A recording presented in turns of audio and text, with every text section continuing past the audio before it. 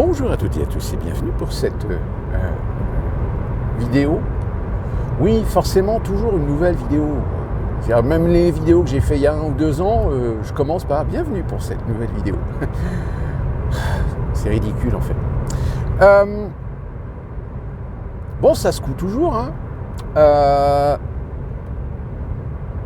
Sauf que là, il y en a certains qui commencent à agir à découvert. Quand je dis agir à découvert, c'est-à-dire que leur mauvaise foi, leur haine, leur malhonnêteté commence à se voir de plus en plus. À tel point que, par exemple, j'ai regardé hier l'interview dans l'émission Thinkerview, qui est une chaîne YouTube que vous connaissez peut-être, c'est Jorion, mais je me souviens plus de son nom de famille, son prénom, dites donc.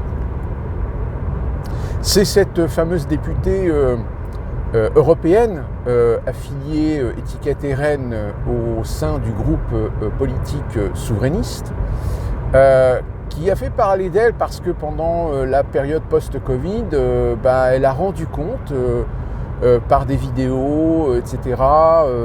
Et elle travaillait aussi en étroite collaboration avec la députée qui est morte là, il y a pas très longtemps justement, et qui faisait partie de cette fameuse commission, la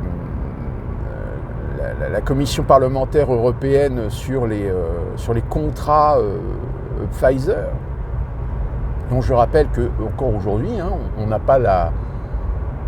pas l'essentiel des informations qui ont été classifiées. Et donc elle fait une longue interview où elle raconte un petit peu l'évolution, et ce qu'elle a pu voir, constater d'elle-même, etc. Et sur les réseaux sociaux, je vous le donne en mille, il y en a un qui a piqué un extrait, mais qui a complètement décontextualisé l'extrait en disant « Regardez, elle est en train de vous expliquer qu'on peut soigner le Covid avec des antibiotiques. » Puis évidemment, la traitant de conne, etc., machin, etc. Et le mec, je lui ai répondu, je lui ai dit déjà, tu as piqué un morceau qui n'a rien à voir avec la conversation qu'elle a eue concernant le Covid. Deuxièmement, elle explique qu'en janvier 2020, qu'elle a une grosse grippe, mais qu'apparemment, elle semble croire que... elle est certaine que c'est en fait qu'elle avait chopé le Covid, mais qu'à l'époque, le Covid, ça commençait un petit peu, je rappelle, la pandémie a commencé à se déclarer fin janvier, début février. Et elle dit que moi, au bout d'un moment, j'ai été bloqué 4 jours chez moi, etc. Et puis j'étais voir le médecin, et puis le médecin m'a filé des antibiotiques. C'est ce qu'on fait en général quand on a une petite infection. Les antibiotiques, c'est une solution, une première solution pour combattre le mal.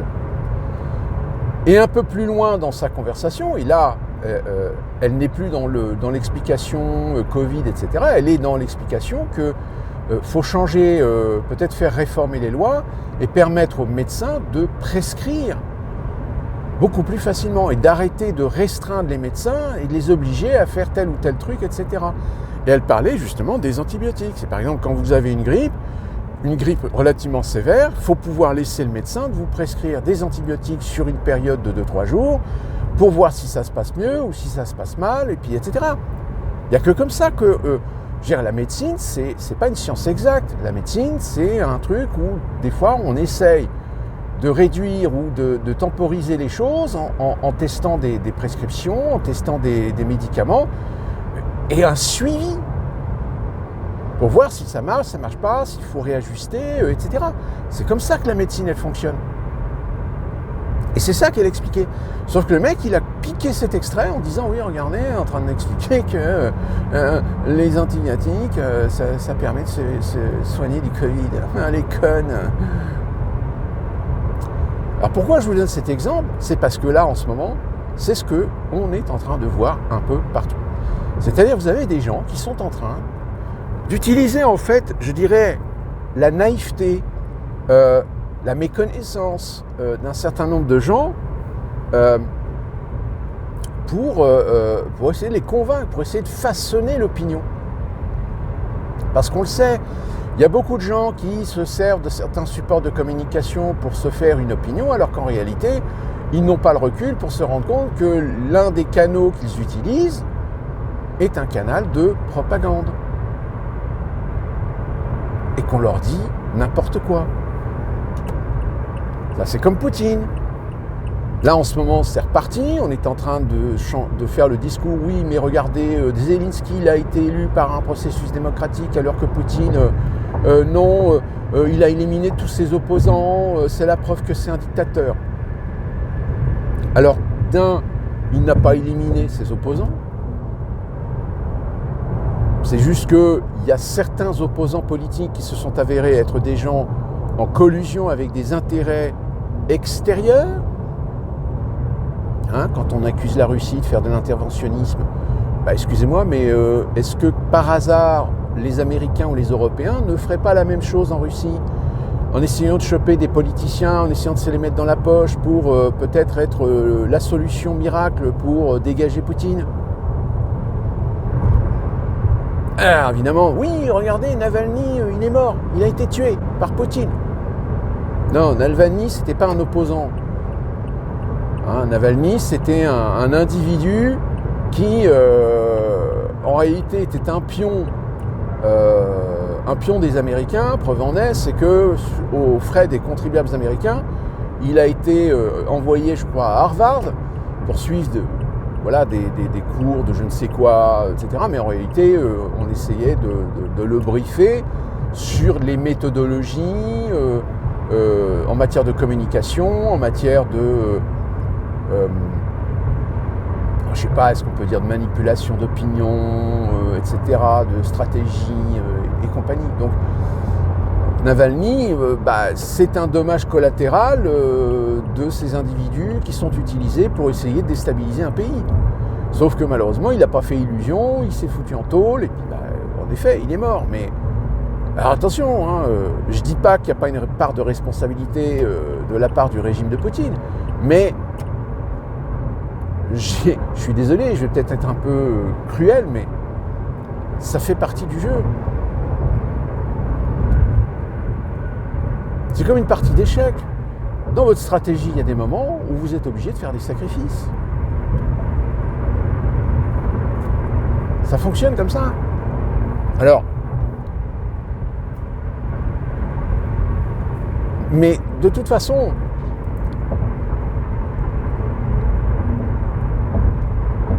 l'année dernière, quand il y a eu la campagne électorale de Donald Trump, il y en a beaucoup, évidemment, on s'en souvient, qui disaient « ouais, faut surtout pas qu'il gagne, parce que sinon, ça va être la troisième guerre mondiale, etc. » Ils avaient plus ou moins raison, parce qu'ils avaient raison dans le sens où ils étaient mués par la peur.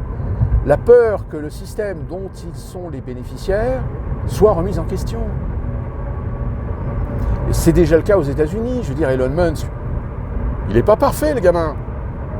Mais force est de constater que avec son Dodge là,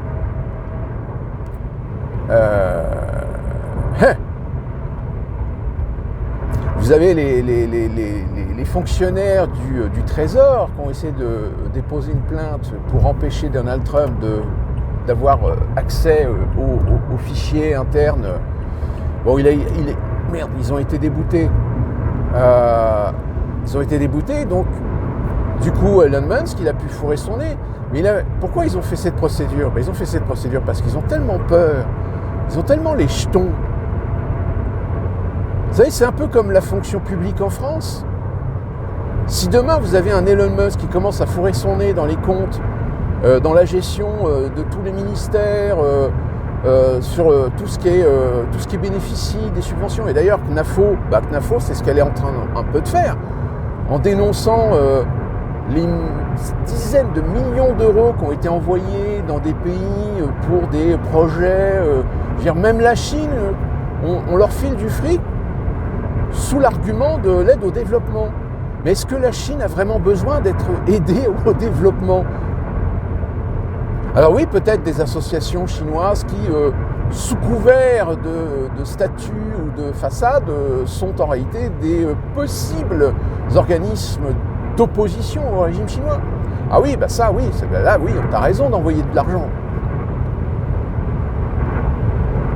Et bah Musk, c'est ce qu'il est en train de faire. Musk, il est en train de lever des boîtes de Pandore, enfin d'ouvrir des boîtes de Pandore, pardon.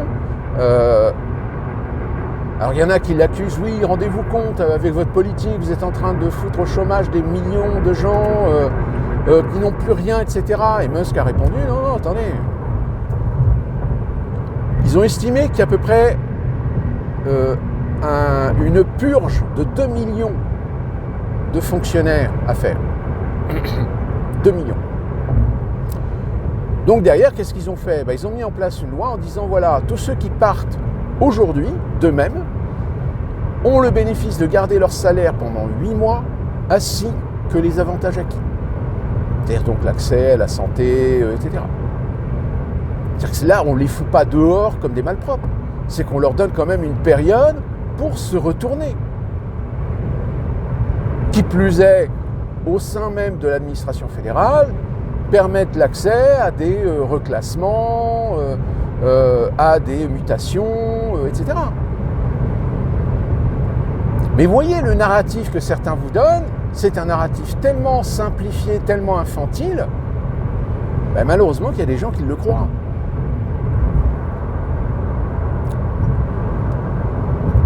Et évidemment que l'Europe, aujourd'hui, les européistes, eh bien, ils sont en train de chier dans leur froc. Parce que quand ils voient ce qui se passe aux États-Unis, ça pourrait donner des idées, voire même des soutiens à des gens pour faire la même chose. Pour lever le voile sur de la corruption, sur de la technocratie, de la bureaucratie. Et même en France. Surtout en France, surtout en ce moment. Surtout en ce moment où la justice est en train de démontrer qu'elle n'est plus une justice pour tous, c'est une justice idéologique. Là, l'affaire C8, par exemple. C8 va disparaître le 28 février prochain. Pourquoi ? Parce que c'est Hanouna. Parce que Hanouna, il a fait des choses qui étaient pas bien. Dans ce cas-là, vous le sanctionnez, vous lui filez une amende, etc. Alors il y en a qui vous disent, oui, rendez-vous compte, la chaîne, elle a subi 35 ou 38 condamnations. Mais condamnations de qui ? Et pourquoi ? Ah bah oui, surtout ne dis pas le détail, parce que... là c'est pareil, là vous avez De Chavannes qui s'est fait choper... alors, il fait appel et il prétend qu'en fait c'est pas lui qui a pris de la cocaïne, c'est en fait il a embrassé une femme c'est elle qui avait pris de la cocaïne. Bon, le mec il a déjà des casseroles au cul sur de la consommation de drogue ou conduite sous l'emprise de stupéfiants. Bon, condamnation de Chavannes, 1200 €. Condamnation de Cyril Hanouna pour avoir insulté Boyard, 4 000 €. Enfin, 4 000 € qui apparemment s'est transformé en 3 millions d'euros. 3 millions d'euros pour insulter un député. Pardon ? Alors, j'entends bien qu'évidemment, vous avez des politiciens, des intellectuels, même des artistes, qui sont en train de chouiner contre Donald Trump, parce que ce qui se passe aux États-Unis, vous pensez bien qu'il y a des gens en France qui ont peur qu'un jour quelqu'un s'amuse à faire la même chose. C'est-à-dire à secouer le cocotier. À foutre un coup de pied dans la fourmilière. Et là, évidemment, tous ceux qui croquent, tous ceux qui vivent au crochet de la société à tous les niveaux, c'est-à-dire les artistes, là, par exemple, vous avez un nouveau film là, qui est sorti avec Omar Sy. Alors vous avez eu le coup là, du film Une pour toutes, là, vous savez, la version féministe, version libre des Trois Mousquetaires de Roland Dumas. Bon, le film s'est littéralement planté au box-office, mais ils ont trouvé quand même le moyen de dire que oui, mais c'est la faute de l'extrême droite, parce que l'extrême droite a descendu le film. Sauf que là, il y a quelques films français d'auteurs qui sont sortis avec des stars, mais les films ne marchent pas. Alors Omar Sy, il va dire quoi? Il va dire que c'est la faute de l'extrême droite si son film ne marche pas. Sauf que tous ces films-là reçoivent de l'argent public. Je vous invite à regarder les films français aujourd'hui. Regardez au début du film le nombre de productions qu'il y a. Et même le générique de fin. Regardez le nombre de contributions qu'il y a.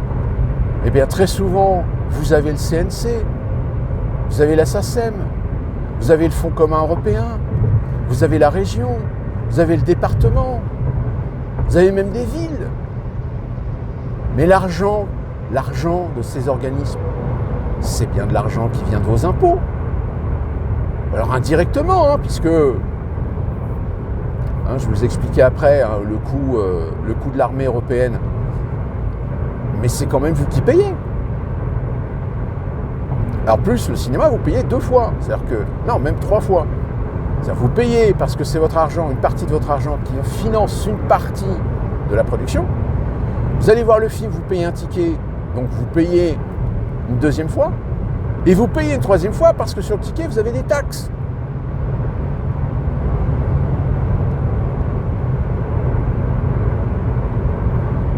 Eh ouais. Alors pourquoi je vous disais indirectement? Parce que là, c'est pareil. Là, vous en avez certains qui commencent à chanter, oui, rendez-vous compte, si les Américains nous lâchent, nous n'avons rien pour nous défendre, donc il faut créer une armée. Là, la dernière que j'ai lue, apparemment, l'Allemagne ne serait pas contre le fait de créer un bouclier nucléaire avec les Britanniques et les Français. Bah oui, parce qu'en Europe, il n'y a que les Britanniques et les Français qui ont l'arme nucléaire. C'est con. Bon, sauf que là, vous avez Macron qui a fait son petit live hier, pathétique, et qui a dit que oui, on va augmenter de 2,3% du PIB pour le financement. Mais ce que je voudrais, c'est qu'on atteigne les 5%.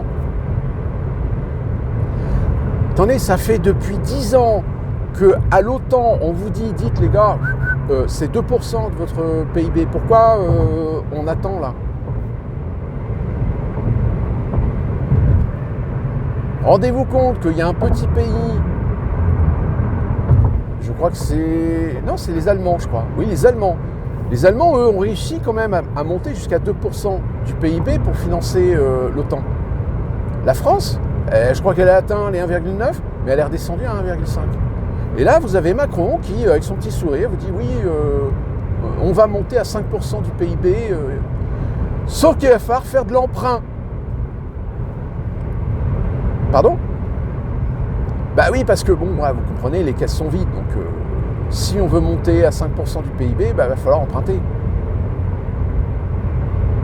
Donc si on emprunte, ça veut dire que c'est plus de dettes.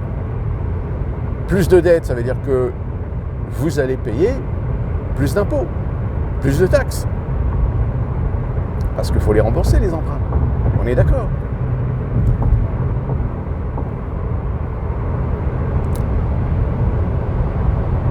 Si vous voulez, il y a un moment donné où même le système financier, je doute que le système financier, à un moment donné, il se dit, attendez, l'Europe, ils sont gentils, mais les garanties qu'ils nous offrent ne sont pas fiables. Et c'est peut-être pour ça que d'ailleurs que peut-être Donald Trump peut-être vient de commencer à lancer un processus de destruction de l'Union européenne. Parce que peut-être qu'avec les Américains, ils sont plus propices, comme je vous l'avais expliqué dans ma précédente vidéo, à se dire, au moins, s'il n'y a plus d'euros, s'il n'y a plus d'Union européenne, les Français, dans leur commerce extérieur, ils vont commencer à renégocier en dollars.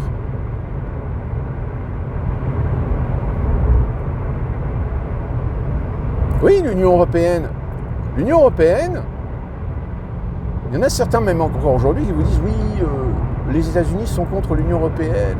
Mais attends. L'Union européenne, elle est le résultat d'une concordance et d'une inspiration américaine. D'ailleurs, même dès 1947, puisque en 1954, on a créé les premiers balbutiements d'une coopération européenne qui était la communauté européenne du charbon et de l'acier, qui ensuite a mué, a intégré d'autres organismes, etc. Jusqu'à un moment donné, on a créé la CEE, la Communauté économique européenne, qui à la limite était le truc qui marchait bien, puisque ça permettait d'harmoniser les échanges économiques entre les différents pays européens, entre les différents pays de la CEE. Mais ce qui emmerdait les mondialistes, c'est que ces pays finalement n'étaient pas totalement autonomes, puisqu'ils continuaient à négocier en dollars dans leur commerce extérieur. C'est pour ça qu'on a créé l'Union européenne, pour deux projets. Un, créer une alternative au dollar, et de deux, commencer à construire une sorte d'États-Unis européenne, c'est-à-dire petit à petit avec une notion de volonté de construction d'une entité étatique supranationale. Sauf que si aux États-Unis, ça existe parce que ce sont des Américains, quels qu'ils soient, en Europe, ce sont des Français, ce sont des Allemands, ce sont des Italiens, ce sont des Hollandais, ce sont des Belges, ce sont des Portugais, ce sont des Espagnols, ce sont des Serbes, ce sont des Croates, ce sont des Kosovars, ce sont des Grecs, ce sont des Turcs. Non, pas Turcs. Non. C'est vrai que la Turquie, ça a démangé un temps qu'on mette la Turquie dans l'Europe, mais ça posait quelques petits problèmes quand même logistiques. Danois, Norvégiens, Suédois, etc. C'est des cultures un petit peu différentes quand même. C'est des pays. C'est des pays avec une souveraineté, une indépendance.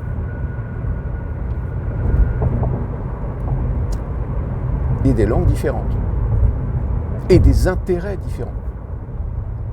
Donc du coup, oui, ça ne peut pas fonctionner. Ça ne peut pas fonctionner à l'exception du fait d'imposer. Donc là, dans ce cas-là, on n'est plus dans un processus démocratique, mais on est dans un processus totalitaire, dictatorial, t'impose. Puis si un des pays refuse d'appliquer ce qu'a décidé l'Union européenne, t'es puni. On te fait des recommandations. Mais recommandations entre guillemets, pour ne pas dire des ordres. Parce que si on dit des ordres, ça veut dire que dans ce cas-là, c'est l'Union européenne, la Commission européenne qui décide. Au-delà, au-dessus même de la souveraineté nationale. Donc c'est sûr que c'est plus simple d'utiliser le terme recommandation. Bon, le problème, c'est que quand tu refuses de suivre les recommandations, malheureusement, il y a un moment donné où tu te fais taper sur les doigts. Donc si tu te fais taper sur les doigts alors que c'est des recommandations, pardon.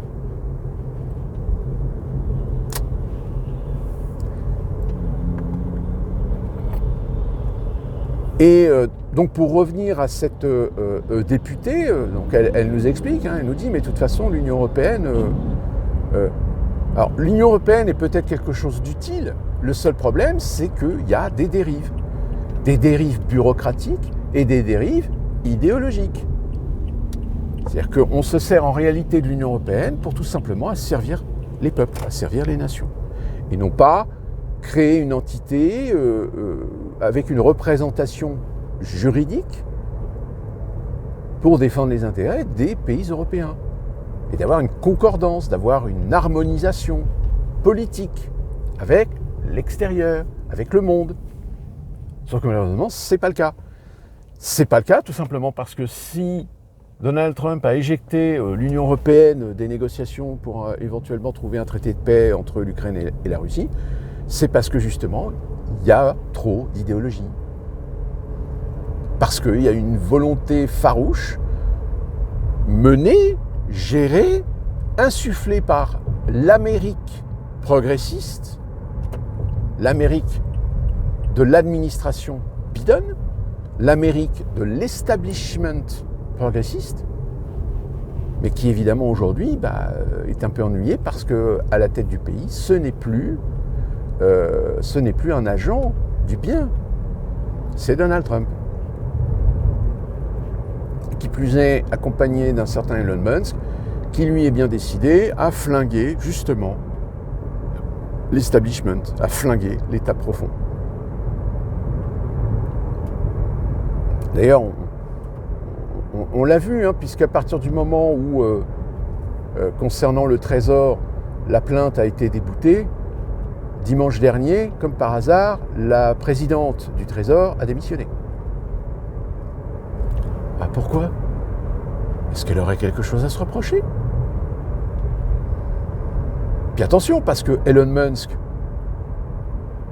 pour l'instant, on ne le dit pas à l'opinion, mais Elon Musk, quand il va s'attaquer à la Fed,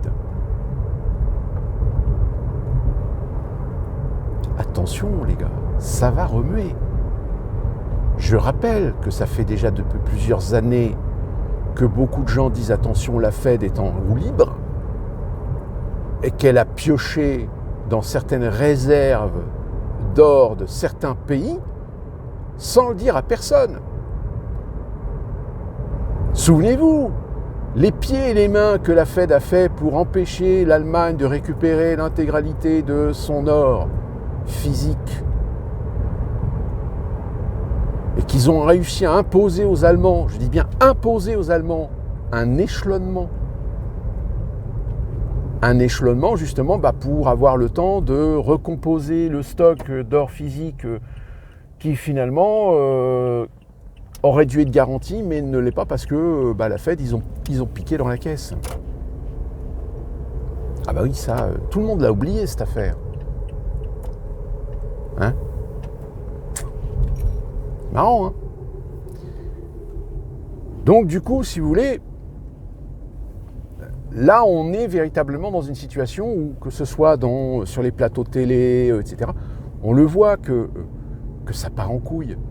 On le voit qu'ils ont peur de perdre l'ascendant sur une opinion qui demain pourrait majoritairement les remettre en question.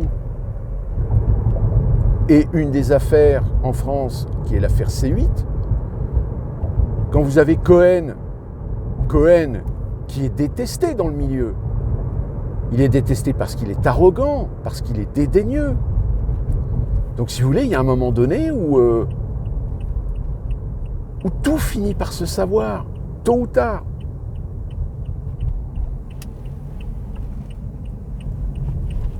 Mais il y en a apparemment qui sont dans cette hyper-conviction, qu'ils ont le summum de l'autorité et de l'influence pour dissuader l'opinion de penser autre chose que ce qu'ils prétendent, que ce qu'ils vous disent.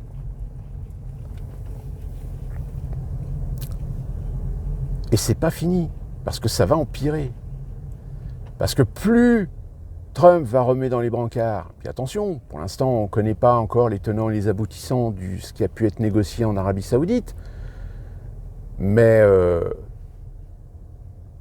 vous imaginez la réaction quand ils vont dire finalement la Russie va garder le Donbass et la Crimée, potentiellement on autorisera l'Ukraine à pouvoir éventuellement se positionner pour rentrer dans l'Union européenne avec un accord de principe de la part de Poutine. Alors par contre, Poutine, il veut une garantie, pas de militaire, pas d'armée, pas de base de l'OTAN ou même de n'importe quel pays de l'Union européenne.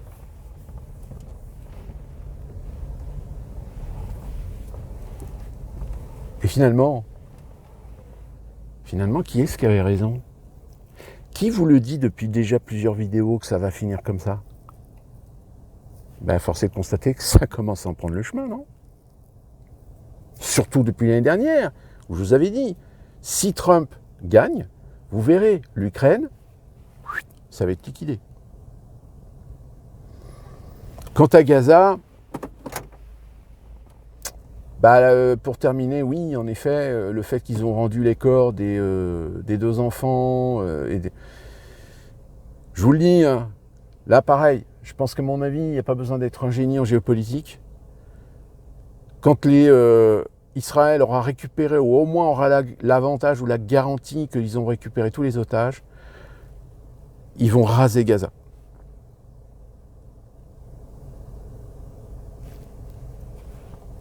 Retenez bien ça dans votre tête. Et vous verrez que j'ai raison.